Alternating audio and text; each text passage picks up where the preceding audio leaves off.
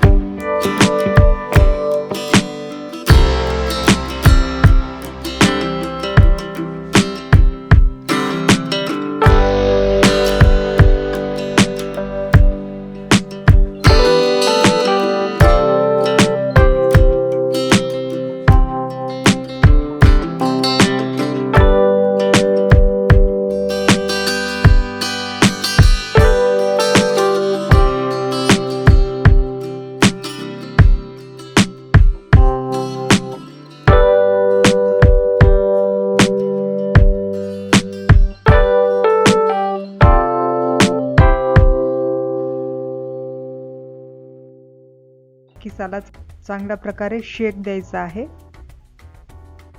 त्यानंतर गरम गरम असे खोबऱ्याच्या लाडूचे मिश्रण तयार झालेले आहे। त्यानंतर आपण इथे खोबरकीस घेतलेला आहे लाडूला लावण्यासाठी। त्यानंतर हे मिश्रण जोपर्यंत गरम आहे तोपर्यंत आपण याचे पटापट लाडू वळवून घेणार आहोत। अशा प्रकारे गोल गोल